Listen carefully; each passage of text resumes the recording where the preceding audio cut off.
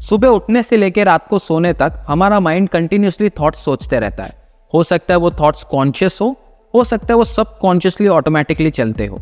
उसके साथ साथ रात को सोने के बाद भी सपने के थ्रू भी हमारा माइंड कुछ ना कुछ वे में थॉट्स, ड्रीम्स, मेटाफर्स के फॉर्म में काम करते रहता है। इवन दो गौतम बुद्धा से लेके आज का न्यूरोसाइंस सब ये कहते हैं कि हमारा माइंड बहुत पावरफुल है, हमारी थॉट्स हमारी रियलिटी क्रिएट कर सकते हैं, लेकिन ये थॉट और ये माइंड से भी बड़ा एक माइंड है जिसको नो माइंड बुलाते हैं। नो माइंड का मतलब एक थॉटलेस माइंड, और ये ऐसा थॉटलेस माइंड नहीं है जो आप रिलैक्स होके सो जाते हो और फिर थॉट्स नहीं होते। ये एक ऐसा माइंड है जहाँ पे आप कंप्लीटली अवेयर हो, अलर्ट हो, कॉन्शियस हो, लेकिन आपके मन के अंदर एक भी थॉट नहीं है। हिंदुइज्म से लेके चाइनीज फिलोसॉफी में इसका कुछ ना कुछ वे में डिस्क्रिप्शन आता है, और ओशो ने इस चीज के बारे में कुछ ऐसा कहा था। So I use a simple word, no mind. You know the mind. You can conceive a state when this mind will be non-functioning. Once this mind is non-functioning, you become part of the mind of the cosmos, the universal mind. अगर आप no mind या thoughtless mind को logic से समझने जाओ तो आप उसको समझ नहीं पाओगे, क्योंकि आपका लॉजिक बोलेगा कि ये थॉटलेस माइंड या एम्प्टी माइंड का फायदा क्या हो सकता है, क्योंकि अगर कुछ थॉट ही नहीं है, कोई माइंड ही नहीं है, तो इन्फ्लुएंस क्या होगा मेरे लाइफ में। लेकिन अगर आप थोड़ा बहुत स्पिरिचुअलिटी में हो, थोड़े यूनिवर्स के लॉ जानते हो, और थोड़ा बहुत कुछ अपने खुद के हिंदुइज्म या फिर आप जो भी कल्चर में होंगे उसका डीप वे में रिलीजन को भी समझते हो, तो आपको बहुत सारे आंसर्स मिलेंगे। जैसे कि बिग बैंग थियरी ये कहती है कि पहले कुछ नहीं था और अचानक से बिग बैंग हुआ, मतलब नथिंग में से पूरा यूनिवर्स जनरेट हुआ। अगर हिंदुइज्म में देखो तो शिवा का जो कॉन्सेप्ट है वहां पे बोला जाता है कि शिवा थे जब कुछ भी नहीं था, जब नथिंगनेस थी वहां पे शिवा थे, और जब कुछ नहीं भी रहेगा वहां पे शिवा रहेंगे। और फिर आगे जाती है पूरी स्टोरी। अगर बाइबल के बारे में कुछ जानते हो तो आपको पता चलेगा, वहां पे फर्स्ट लाइन है कि there was nothing and then there was light, मतलब नथिंग में से कुछ ना कुछ क्रिएट हुआ। सो ये जो नथिंगनेस है या फिर एम्प्टीनेस है वो एक्चुअली सोर्स है सभी चीजों का यूनिवर्स में और आपके माइंड का भी। और इसी वजह से इस स्टेट को अचीव करने से बहुत सारा पोटेंशियल आपके माइंड का खुल सकता है। आज से 10 साल पहले जब मैं साइकोलॉजी की फील्ड में था भी नहीं और मेरा मास्टर्स कर रहा था बायोलॉजी की फील्ड में, तब मैंने इस चीज के बारे में समझा था। मैं एक बहुत ही अच्छे स्पिरिचुअल टीचर वेन डायर को फॉलो करता था, उनके वर्कशॉप्स, उनके वीडियोस, उनकी जो बुक्स होती थी उनको तब से सुनता था, और वो ये चीज की बात करते थे, और वो एक सिंपल टेक्निक की भी बात करते थे जो आपको ये स्टेट अचीव करने में हेल्प करती है। उसके बारे में आगे मैं बात करूंगा। लेकिन फिर 10 साल तक मैंने कभी भी इस चीज के बारे में सोचा नहीं।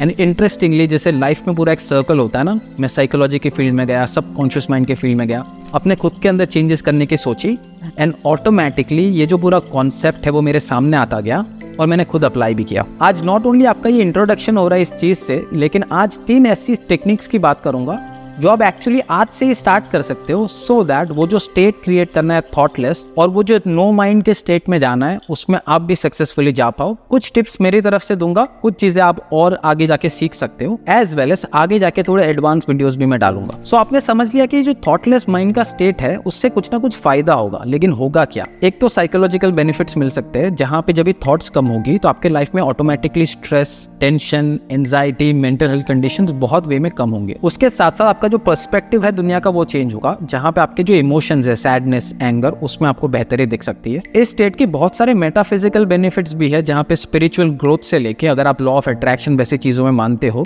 तो उसमें भी आपको मदद होती है। लेकिन क्योंकि कुछ स्पिरिचुअल या मेटाफिजिकल चीजें हैं, सबके लिए डिफरेंट वे में वो अफेक्ट करती है। लेकिन ओवरऑल मैं अगर आपकी जगह पे हूँ तो रादर देन फॉलोइंग के ये इसलिए होगा कि मेरी स्पिरिचुअल ग्रोथ होगी या इसलिए होगा कि मेरे को लॉ ऑफ अट्रैक्शन से कुछ मिलेगा, मैं रादर ये इसलिए करूंगा सो दैट मैं मेरे सोर्स के पास, मैं मेरे सब कॉन्शियस माइंड को पूरा सौंप देता हूँ, मेरे कॉन्शियस लॉजिक को साइड पे रख के, मेरे ईगो को साइड पे रख के, और ऐसा एक स्टेट में रहना चाहता हूँ। फिर उस स्टेट में रहने से जो बेनिफिट्स होंगे, रिजल्ट होंगे, वो आपके फायदे एक्स्ट्रा बोनसेस है। लेकिन अगर आप अपना फायदा सोच के ये चीज करने की कोशिश करोगे, और सेम चीज लॉ ऑफ अट्रैक्शन स्पिरिचुअलिटी में होती है, अगर आप मटेरियल फायदा सोचने की कोशिश कर रहे हो या फिर पर्सनल कुछ, तो वो जो एनर्जी है या फिर वो जो थॉट है ना जिससे वो स्टार्ट कर रहे हो, वो ही आपका फर्स्ट और रॉन्ग स्टेप है, क्योंकि वो स्टेप पे एक्सपेक्टेशंस होती है, और जहाँ पे एक्सपेक्टेशंस होती है तो क्या आपको लगता है कि वो थॉटलेस प्योर स्टेट में आप जा पाओगे? तो मेरा रिकमेंडेशन होगा कि इस चीज को एक न्यूट्रल वे में करो, जहाँ पे आपको एक्सपेक्टेशंस नहीं है, इवन दो उसके फायदे ऑटोमेटिकली होंगे ही होंगे। सो 3 स्टेप्स और 3 टेक्निक्स में मैं आपको समझाने वाला हूँ कि आप इस स्टेट को कैसे अचीव कर पाओगे, कितने टाइम के लिए कर पाओगे। लेकिन ये जो स्टेप्स है या फिर ये जो टेक्निक्स है, नॉट ओनली आपको ये स्टेट को अचीव करने में हेल्प करेगी, लेकिन apart from this no mind state, ये जो 3 स्टेप्स या टेक्निक्स है उनके अलग से साइकोलॉजिकल, इमोशनल, स्पिरिचुअल बेनिफिट्स भी है, जिनकी तो आज मैं बात भी नहीं कर रहा हूँ। सबसे पहले स्टेप में आप स्टार्ट कर सकते हो जहाँ पे आप एक मेडिटेशन करो 5-10 मिनट का, जहाँ पे आप सिर्फ ब्रीदिंग के ऊपर फोकस कर रहे हो। सोचो कि आप पूरे थॉट वाले स्टेट से एक नॉन थॉट वाले स्टेट में जाना चाहते हो, तो उसके बीच में एक ब्रिज होना चाहिए। और ये फर्स्ट स्टेप में ब्रिज होगा आपका ब्रेथ, क्योंकि ब्रेथ जो है ना, आप कॉन्शियसली भी ले सकते हो और सब कॉन्शियसली भी होती है। मतलब आपके माइंड और बॉडी के बीच में जो कनेक्शन है ना, या फिर आपके कॉन्शियस या सब कॉन्शियस माइंड के बीच में का, वो ब्रेथ है। और आप ब्रेथ पे फोकस करके जब स्टार्ट करोगे तो एटलीस्ट आपका वो फर्स्ट स्टेप है जहाँ पे एंड गोल तक जो आपको पहुँचना है, उसका जो फर्स्ट आप स्टेप ले सकते हो वो ये होगा। सो सबसे पहली सिंपल टेक्निक है कि आंखें बंद की और सिर्फ ब्रेथ के ऊपर फोकस की। अगर कोई थॉट आते भी है, खुद को पकड़ो एंड फिर से बोलोगे ब्रेथ के ऊपर फोकस करना है, और इनहेल एक्सहेल के ऊपर आप फोकस कर सकते हो। और ये ब्रेथ पे जो आप फोकस करोगे, उसका रीजन ये है कि हमारा माइंड कॉन्स्टेंटली कोई ना कोई थॉट या कोई ना कोई चीज पे फोकस करने की कोशिश करना चाहता है। इसी वजह से आप उसको एक ऐसा गोल या ऐसा फोकस दे रहे हो जिसके ऊपर वो फोकस कर पाए, सो दैट और दूसरी थॉट से वो कम हो पाए। सेकंड जो स्टेप है वो फर्स्ट स्टेप के साथ या उसके आगे पीछे कर सकते हो, जिसको ओशो बुलाते थे वॉचर स्टेट या फिर ऑब्जर्वर, जहाँ पे आपको जो थॉट्स आ रही है या फिर आपके बॉडी में जो कुछ भी हो रहा है मेडिटेशन के टाइम पे, आप सिर्फ उसको डिटैच होके ऑब्जर्व करते हो। ऑब्जर्वर या वॉचर स्टेट का मतलब ये है कि यूजुअली जब आपको थॉट्स आती है ना, तो कोई एक ऐसी थॉट होगी जो आपको उसके साथ लेके चली आती है, कि आपके थॉट्स और उसकी तरफ चलने लग जाते हैं, आपकी बॉडी उसमें रिएक्ट करती है। आपको एक स्टेट ऐसा क्रिएट करना पड़ेगा मेडिटेशन में, अपने थॉट्स में, अपने माइंडसेट में, जहाँ पे लेट्स से आप अगर ब्रेथ पे भी फोकस करें और कोई थॉट आती भी है, नॉट ओनली आप ब्रेथ पे फिर से फोकस ला सकते हो, लेकिन वॉचर स्टेट में आप खाली उस स्टेट को, उस थॉट को, उस इमोशन को ऑब्जर्व करके दूर लेके जा सकते हो। वंस आपको थोड़ी बहुत प्रैक्टिस हो जाती है जहाँ पे आप ब्रेथ पे फोकस कर पा रहे हो, जो थॉट्स आ रही है उसको ऑब्जर्व करके नलिफाई कर पा रहे हो, उसके बाद आप जा सकते हो थर्ड स्टेप के ऊपर। और अभी जो मैं प्रैक्टिस या मेडिटेशन की बात करने वाला हूँ, उसके पहले एक सिंपल चीज समझ लो।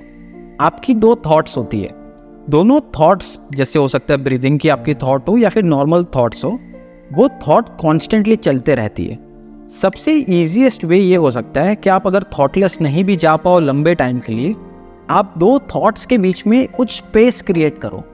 मतलब एक थॉट है, उसके बाद कंटिन्यूसली लेट्स से 1 मिलीसेकंड में दूसरी थॉट आ रही है या फिर उससे भी फास्ट, आप वो जो अंतर है 2 थॉट्स के बीच में का, उसको सेपरेट आउट, दूर कर सकते हो। कुछ लोग बहुत सालों पहले बहुत बड़े स्पिरिचुअल स्टेट में होंगे, वो लोग हो सकता है ये जो थॉट के बीच में की स्पेस है वो घंटों या दिनों तक क्रिएट कर सकते थे। मतलब पूरे घंटे या पूरे दिन तक कोई थॉट्स ना होना।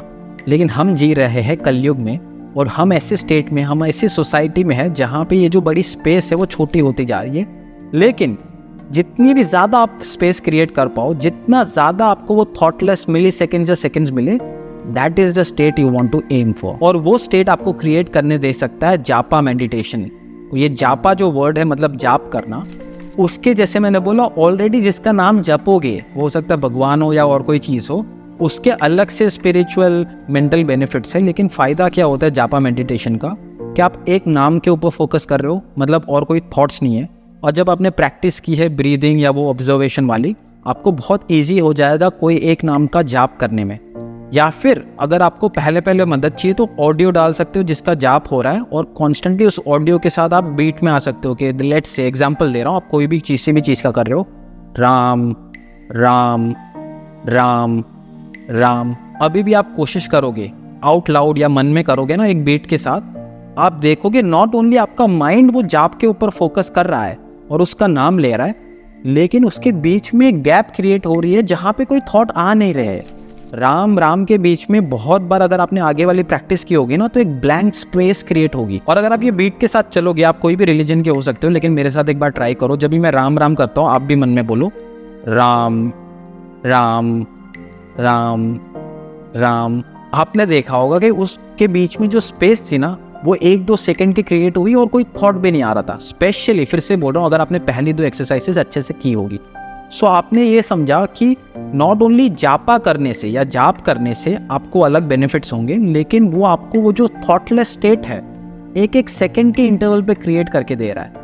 एंड जब आप ये करना सीखोगे, ये आपका फर्स्ट स्टेप होगा, ये आपका फर्स्ट स्टेप होगा आपके माइंड के लिए, आपके बॉडी के लिए, जहाँ पे वो एक ऐसे बीट में ऐसे लंबे टाइम तक एक थॉट तो ले ही रहा है राम राम करके, लेकिन उसके बीच में क्रिएट कर रहा है स्पेस। और स्टैंड अलोन ये जो स्पेस क्रिएट हो रही है दो थॉट्स के बीच में, ये बहुत एक अच्छा मेंटल स्टेट है। लेकिन अगर आप ये प्रैक्टिस करते रहोगे, फिर आगे जब भी हम एडवांस बातें करेंगे, आप और भी लंबा टाइम क्रिएट कर पाओगे जहाँ पे कोई थॉट नहीं है। और ये जापा मेडिटेशन है जिसके बारे में मैंने 10 साल पहले सुना था, वो जो स्पेस क्रिएट करनी होती है, लेकिन 10 साल बाद इसको मैं अप्लाई कर रहा हूँ।